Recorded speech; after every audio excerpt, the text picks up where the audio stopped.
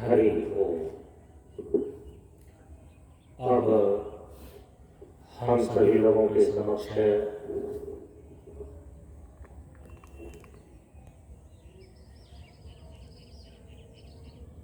ब्रह्मचारिणी अपर्णा अर्पण दीदी जी अपने विचारों को रखने जा रही हैं। हम सभी लोग ध्यान पूर्वक श्रवण करें।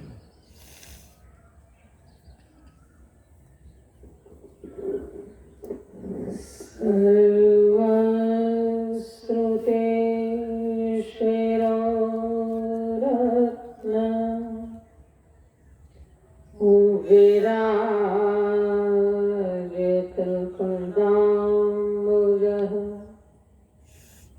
वेदान्ताम्बुजसूर्यो यः तस्मै श्री गुरुवे नमः। तस्मै श्री गुरुवे नमः। श्री सद्गुरुदेव बाबा के चरणों में नमन करते हुए आप सबों को मेरा नमो नारायण। हम सभी लोग गुआसा से पूरा मंच के प्रशांति योगाश्रम में 2025 ईस्वी के 9 से 15 मार्च ग्रीष्मकालीन वार्षिकोत्सव सत्संग सत्र के पूर्णाहुति दिवस के सत्संग सत्र में उपस्थित हैं। सत्संग के पूर्व सत्र में हमने यह विचार किया कि जीवन में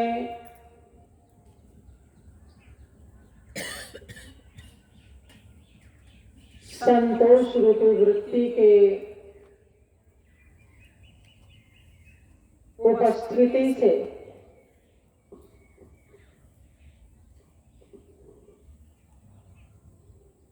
कामना की निवृत्ति हो जाने पर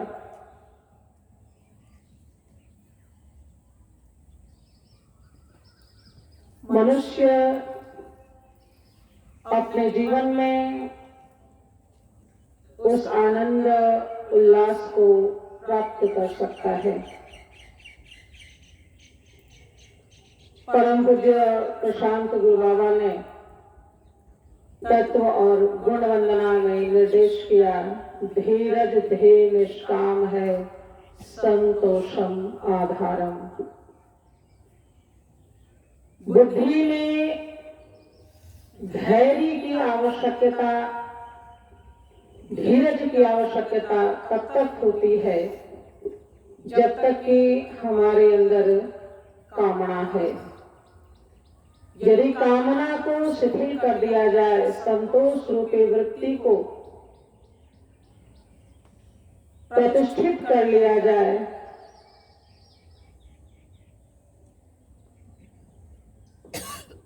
तो जीवन में निष्कामता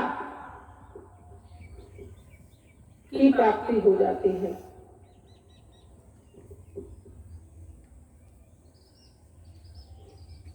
हमने विचार पूर्वक यह देखा कि यह संतोष की वृत्ति अनायास ही जीवन में नहीं आती। बहुत सारे मानस विकार, काम, क्रोध, लोभ इत्यादि, ये सारे विकार हमें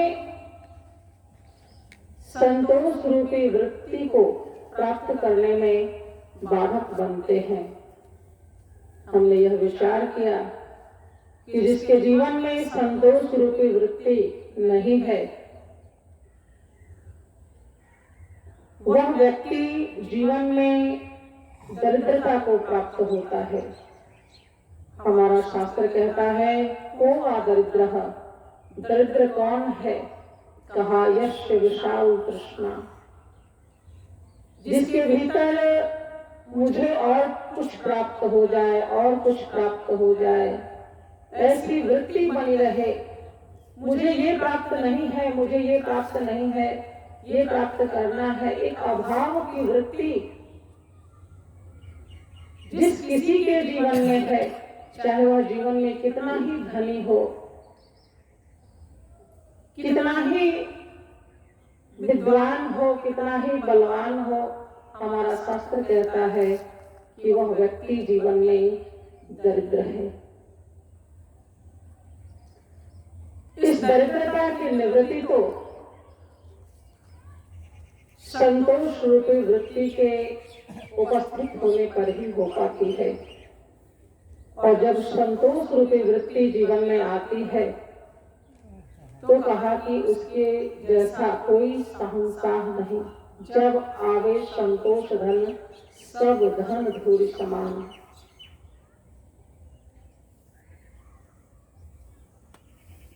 इसलिए ये सारी जो वृत्तियां हैं,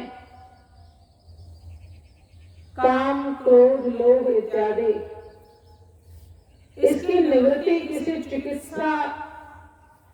चिकित्सक के पास जाकर भौतिक चिकित्सा के द्वारा हम नहीं प्राप्त कर पाते। इसकी चिकित्सा तो शास्त्रीय सिद्धांतों के जानकारी प्राप्त होने पर, जीवन में उन शास्त्रीय सिद्धांतों को प्रतिष्ठित करने पर, शास्त्र के वे सिद्धांत जो हमें संत महापुरुषों से, गुरुजनों के द्वारा प्राप्त होते हैं, निर्देशित किए जाते हैं, उनका श्रवण करने पर, उनका ज्ञान प्राप्त होने पर, उन वृत्तियों के स्वरूप की जानकारी होने पर हम उसको प्राप्त कर सकते हैं। जो वृत्तियां हमारे जीवन के लिए अभिष्ट हैं और जो अनिष्टकारी वृत्तियां हैं, उनसे हम अपना बचाव कर सकते हैं।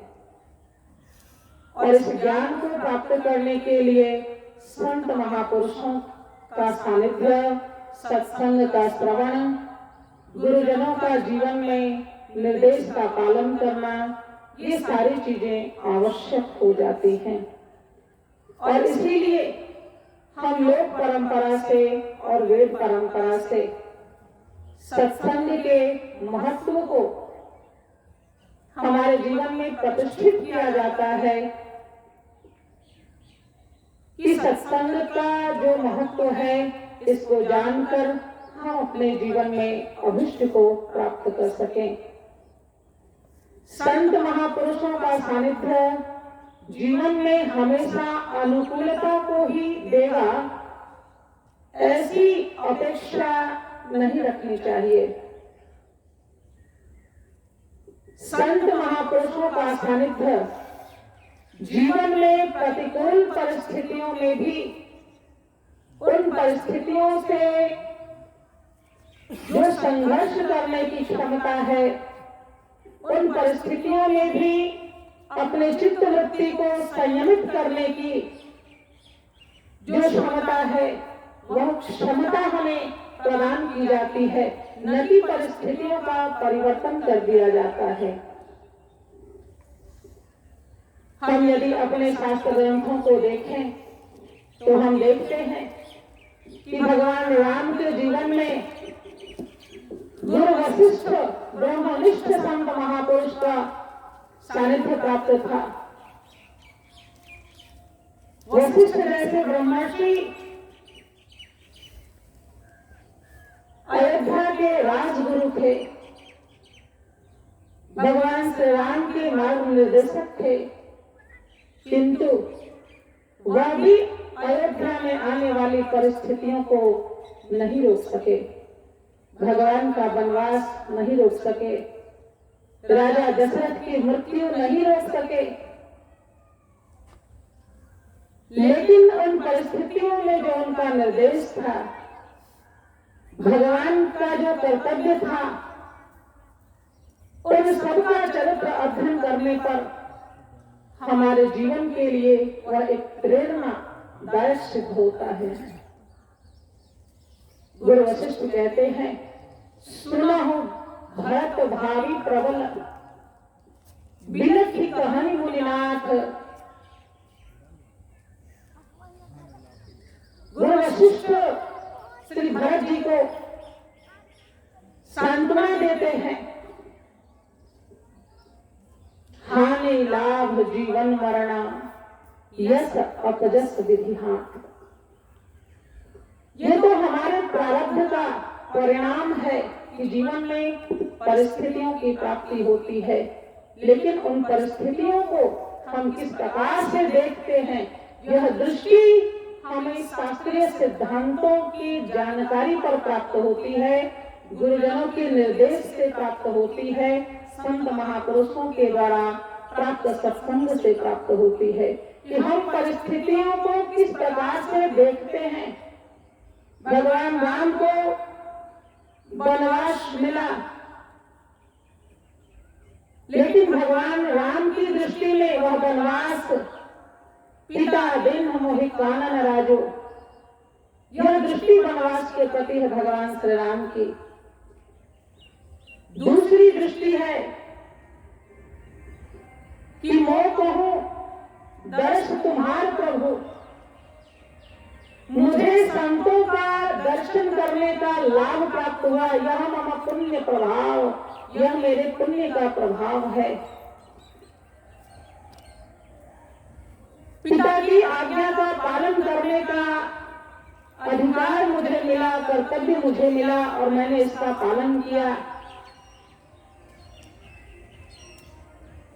ये सारी भावनाएं भगवान श्री राम की हैं वनवास की दृष्टि के प्रति, वनवास रूपी परिस्थिति के प्रति उनका जो नजरिया है, शास्त्र ऐसा स्थापित करता है। भगवान राम कहीं से भी वनवास की परिस्थिति से दुखी नजर नहीं आते।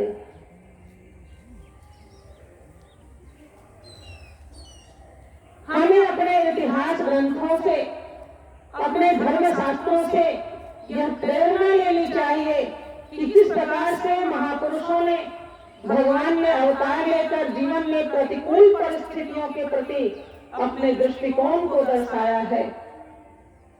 किस प्रकार से हम दुखद परिस्थितियों में भी अपनी मनोस्थिति को संयमित करके रख सकते हैं। ये सारे सिद्धांत तो हमें अपने धर्म शास्त्रों से, संत महापुरुषों के सत्संग के श्रवण से एवं गुरुजनों के उपदेश निर्देश से ही प्राप्त होते हैं। इसलिए जीवन में जो कुछ भी हमारे लिए अनिष्टकारी है, इनकी निवृत्ति हम किस प्रकार से कर सकते हैं और जीवन में जो कुछ भी हमारा अभिष्ट है, इसको हम किस प्रकार से प्राप्त कर सकते हैं, इसका जो विज्ञान है, यह तो केवल और केवल हमें गुरुजनों के चरणों में बैठकर, संत महापुरुषों के सानिध्य में बैठकर सत्संग के श्रवण से ही प्राप्त होता है। हम सभी लोग जीवन में इस सत्संग के लाभ को प्राप्त कर सकें और अपने जीवन के अभिष्ट को प्राप्त कर सकें। इन शब्दों के साथ मैं अपनी वाणी को विराम देती हूँ। श्री सद्गुरुदेव बाबा के चरणों में नमन करते हुए आप सबों को मेरा नमन। शक्ति समारूढ़ः तत्त्वमाला विभूषितः भुक्ति मुक्ति प्रदाता तस्मै श्री गुरुवे नमः। तस्मै श्री गुरुवे नमः।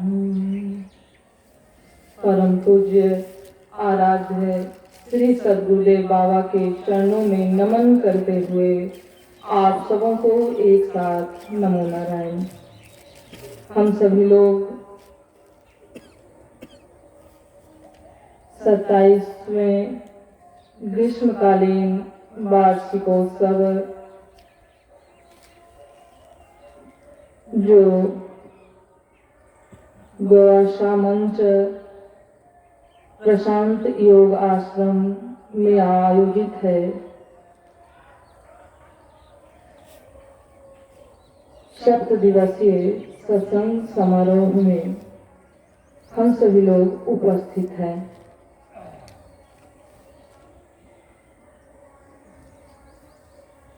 इस मंच का मूल विषय जीवन है। जीवन के बारे में कुछ मूलभूत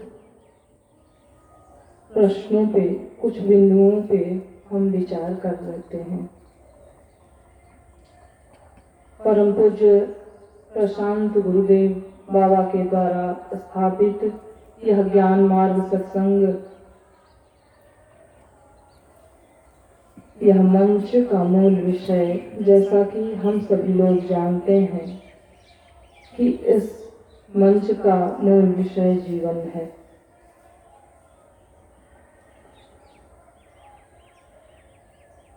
जीवन को लेकर ही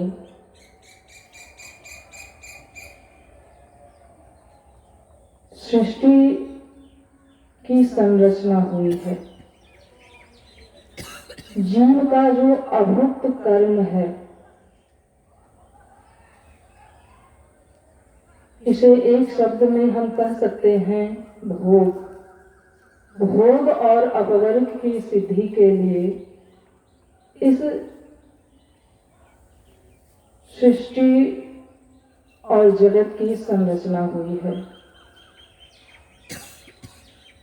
जीवन को कृतार्थ करने के लिए सृष्टि और जगत की संरचना करके परमात्मा जीव को एक अवसर प्रदान किए हैं, जहां पर हम जाकर के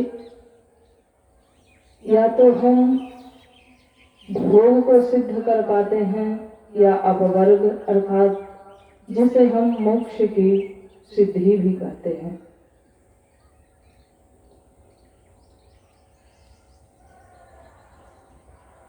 जीवन को लेकर यदि हम जीवन के स्वरूप को देखते हैं तो इसमें मूलभूत 3 प्रश्न आते हैं। पहला है जीवन क्या है, दूसरा है जीवन क्यों हम जीते हैं, इसका उद्देश्य क्या है, और तीसरा प्रश्न है जीवन हम कैसे जिए, एक सही जीवन हम कैसे जी सकते हैं। जीवन जीने की कला क्या है, यह भी कह सकते हैं। पहला प्रश्न है जीवन क्या है। परम पूज्य प्रशांत गुरुदेव बाबा उपदेश में निर्देशित करते हैं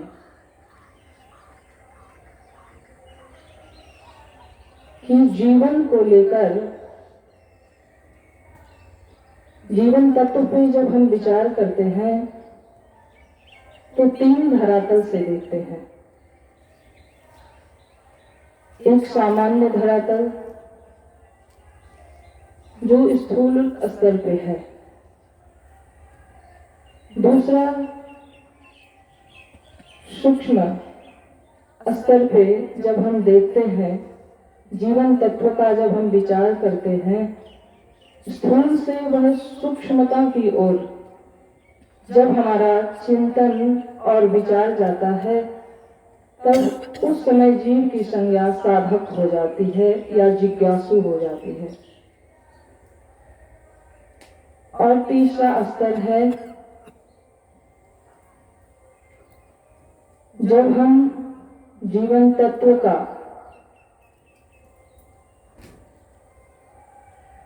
कारण स्तर पे हम देखते हैं, या हम कह सकते हैं कि जो इसी जगत में, इसी संसार में, इसी सृष्टि में सत्य महापुरुष का भी जीवन है, एक सामान्य व्यक्ति का भी जीवन है। इसी सृष्टि और जगत में वह अपने जीवन को जी रहे हैं। लेकिन अंतर क्या है सबों में? इसीलिए 3 स्तर पे परम पूज्य गुरुदेव बाबा निर्देश करते हैं। सामान्य स्तर पे, जो कि स्थूल रूप में जीवन क्या है, वहाँ जीवन की परिभाषा परम पूज्य प्रशांत गुरुदेव बाबा निर्देशित करते हैं कि जीवन जल ही जीवन है। यहाँ जल ही जीवन है। इसकी कहने का अर्थ यहाँ पे यह है कि जल अर्थात यहाँ पे 5 तत्व को उपलक्षित किया जाता है। सिर्फ जल ही जीवन है, यहाँ कहने का अर्थ है शेष 4 तत्वों को हम उपलक्षित करते हैं। अर्थात जो स्थूल शरीर हमारा देह है, सामान्य लोग का जीवन की परिभाषा जब हम देखते हैं तो जब हमारा यह स्थूल शरीर सिर्फ जीवित है तभी यह जीवन को मानते हैं, लेकिन यह सत्य नहीं है, क्योंकि जीवन में मूल शब्द जीव है। लेकिन सामान्य लोग यदि यह पंच तत्व से बना हमारा यह शरीर है और इसका यदि शरीर छूट जाता है तो माना जाता है कि वह उसका जीवन समाप्त हो गया। सामान्य लोग यही मानते हैं। इस प्रकार से 5 तत्व से जो हमारा बना यह शरीर है, क्षितिजल पावक गगन समीरा पंच रचित सकल शरीरा, यह 5 तत्व से बना यह शरीर, इसी को सामान्य लोग जीवन मानते हैं। और इस स्थूल देह को छूट जाने पर वह मानते हैं कि जीवन मेरा समाप्त हो गया। लेकिन यदि हम इससे सूक्ष्मता में जाते हैं और जीवन तत्व पर विचार करते हैं तो परम पूज्य गुरुदेव बाबा निर्देश करते हैं कि गतिशीलता ही जीवन है। गतिशीलता अर्थात किसका गतिशीलता? जीव का निरंतर गतिशीलता हो रहा है। जीव निरंतर गतिशील कर रहा है। स्थूल देह छूट जाने से जीवन की पूर्णता नहीं हो जाती। हम अनादिकाल से, जीव अनादिकाल से एक देह से दूसरे देह, एक लोक से दूसरे लोक में गमन कर रहा है और यही चक्र चल रहा है। इससे यह सिद्ध होता है कि जीव का जो मौलिक स्वरूप ईश्वर है, जब तक वह अपनी पूर्णता तक नहीं पहुंच जाता है तब तक वह गति करते रहता है। एक देह से दूसरे देह अर्थात 84 लाख योनियों में और एक लोक से दूसरे लोक 14 गुणात्मक यह ब्रह्मांड में वह गमनागमन करते रहता है। इस प्रकार से अनादिकाल से जीव भटक रहा है। लेकिन जब तक वह अपने पूर्ण स्वरूप अर्थात अपनी पूर्ण स्वरूप पूर्णता को नहीं प्राप्त कर लेता है, जीव का जो मौलिक स्वरूप ईश्वर है, परमात्मा है, उसको जब तक वह प्राप्त नहीं कर लेता है तब तक वह गति करते रहता है। इसलिए जीव का व्यवहारिक स्वरूप आकर 4,84,00,000 योनि भ्रमत यह जीव अविनाशी, प्रियत सदा माया कर प्रेरा, काल कर्म स्वभाव गुंधेरा। यह पूर्व जन्मों का इसका काल कर्म और स्वभाव का यह जो गुण घेरा अर्थात जो बंधन है, इस चक्र में जैसा उसका संस्कार होता है उस प्रकार की उसकी चित्त में वासना होती है, फिर पुनः उसी रूप में स्थूल शरीर प्राप्त होता है। यदि सामान्य रूप से जीव का स्थूल देह छूट जाता है तो फिर वह पुनः जिस प्रकार का संस्कार छोड़ करके जीव एक शरीर छोड़ता है, फिर दूसरे शरीर को उसी प्रकार परमात्मा उसको प्रदान करते हैं। इसलिए जीव का व्यवहारिक स्वरूप और दूसरा है पारमार्थिक स्वरूप। पारमार्थिक स्वरूप में कहा गया ईश्वर अंश जीव अविनाशी, ईश्वर का अंश जीव है। इसलिए तात्विक रूप से कोई भेद नहीं है, लेकिन यदि हम व्यवहारिक रूप से देखते हैं तो जीव में भेद है। मूलतः मौलिक स्वरूप में, क्योंकि मौलिक स्वरूप इसका ईश्वर का अंश है और अंश अपने अंश की ओर जाता है। इस प्रकार से यदि हम उस परमात्मा के अंश हैं, उस परमात्मा के मौलिक स्वरूप तात्विक स्वरूप से हम उस परमात्मा के ही अंश हैं, लेकिन हम काल कर्म और स्वभाव गुण घेरा अर्थात इस बंधन में पड़कर हम इस शरीर को ही और यह चेतन आत्मा का जो अध्यारोप है हमारे भीतर, यह अपने मौलिक स्वरूप में प्रतिष्ठित नहीं होने देती है। इसी चीज को, इन दोनों को अलग अलग समझ करके कि जो हमारा स्थूल शरीर पंच तत्व से बना है और हम पारमार्थिक स्वरूप से हम ईश्वर के अंश हैं, इस अवस्था तक पहुंचना। इस प्रकार से गतिशीलता ही जीवन है। जीव निरंतर गति करते रहता है, जब तक वह पूर्णता को प्राप्त नहीं कर लेता है तब तक वह देहांतर और लोकांतर में गमन करते रहता है। और तीसरा स्तर है जो शुद्ध महापुरुष भी इसी संसार और इसी सृष्टि में जीते हैं, लेकिन उनके लिए परम पूज्य प्रशांत गुरुदेव बाबा उपदेश में निर्देशित करते हैं कि ज्ञानामृत जीवन है। ज्ञान और अमृत अर्थात उनके जीवन में कुछ भी शेष नहीं रह जाता। वे अपने जीवन में सिर्फ सत्य तत्व और ज्ञान तत्व अर्थात जो कि कर्तव्य, ज्ञातव्य और प्राप्तव्य तीनों को वह प्राप्त कर लेते हैं। उनके जीवन में कुछ भी शेष नहीं रह जाता करने के लिए, पाने के लिए या जानने के लिए। लेकिन वह संसार में सर्वभूत हिते रतान की भावना से वह सभी का कल्याण करने की भावना से वह जीवों को मानिए कि उनका करुणा और प्रेम है कि इस सृष्टि और जगत में अपना वह जो ज्ञान का प्रकाश है वह दूसरों को प्रकाशित करते हैं। इसलिए शुद्ध महापुरुष का जीवन ज्ञानामृत जीवन होता है।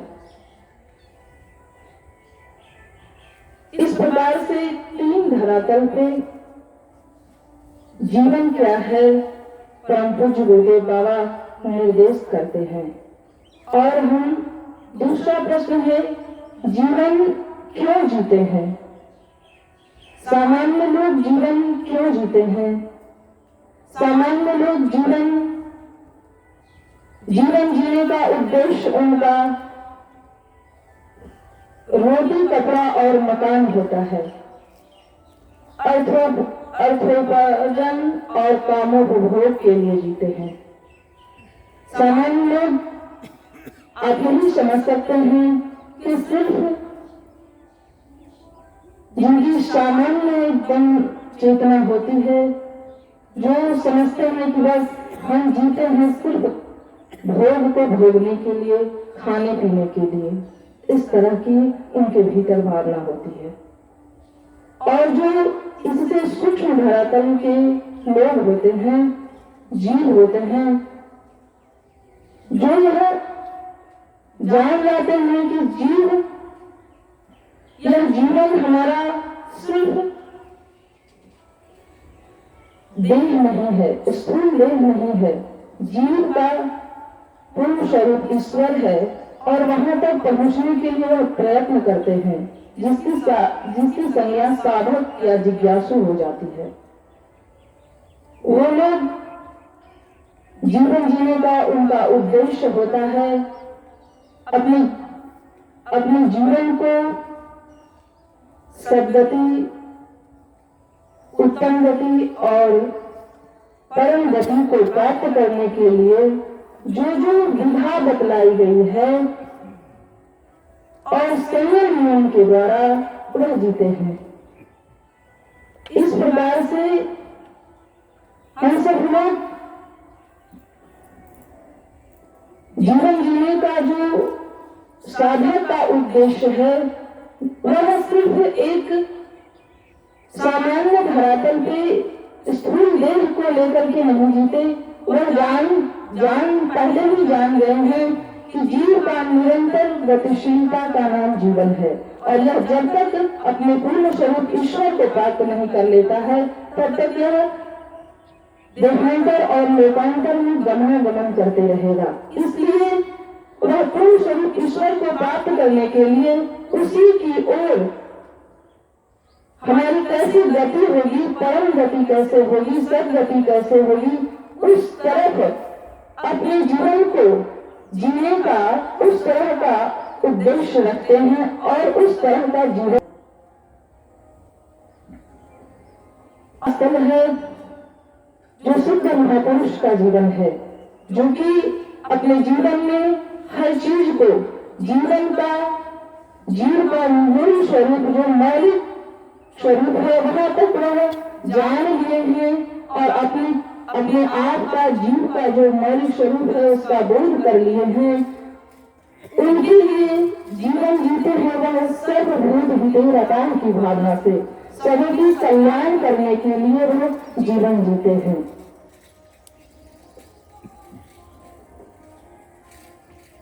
तीसरा प्रश्न है हम जीवन को कैसे जिए।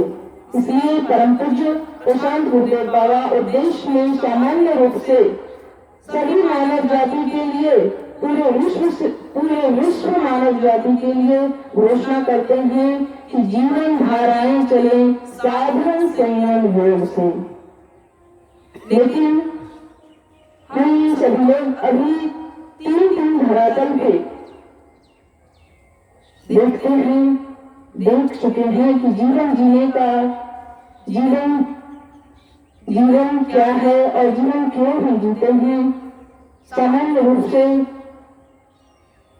और सूक्ष्म धरातल पे और कारण धरातल पे। इसलिए जीवन कैसे जिए तो कहा परम पूज्य प्रशांत गुरुदेव बाबा उद्देश्य में निर्देशित करते हैं कि जो सामान्य लोग है उसका जीवन आशामयी जीवन आवाज इस प्रकार की भावना से इस उद्देश्य से इसलिए जीते हैं क्योंकि जो सामान्य लोग हैं वह स्थूल धरातल पे है और यदि वह निराशावादी हो जाएंगे तो फिर उनका जीवन जी नहीं पाएंगे। इसलिए उनको आशामयी जीवन आवाज की भावना से जीवन जिए, इस प्रकार से जीवन जिए।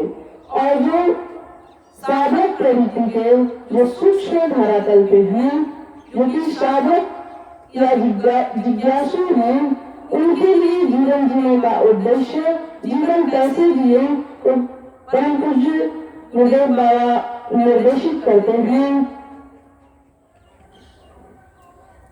भजन सत्संग और ध्यान के लिए जीते हैं और सामान्य रूप से सबर के लिए उद्देश्य में निर्देशित करते हैं कि जीवन धाराएं चले साधन संयम योग से। साधन संयम योग से हमारा जीवन सभी का होना चाहिए। और जो सिद्ध महापुरुष होते हैं उनका जीवन प्राकृतिक जीवन होना चाहिए, जो कि एक पूरे विश्व में आदर्श को स्थापित करता है। इस प्रकार से सिद्ध महापुरुषों का जीवन एक प्राकृतिक जीवन से लेकर निर्विकार में बोलना ही सर्वश्रेष्ठ प्रवचन है, जीवन है और आचरण है। इस प्रकार का उनका जीवन होता है। इस प्रकार से हम जीवन तत्व पे कुछ बिंदुओं पे हमने विचार की। इन्हीं शब्दों के साथ अपनी वाणी को यहीं पे विराम देती हूँ। श्री सद्गुरुदेव बाबा के चरणों में नमन करते हुए आप सबों को एक साथ नमो नमः।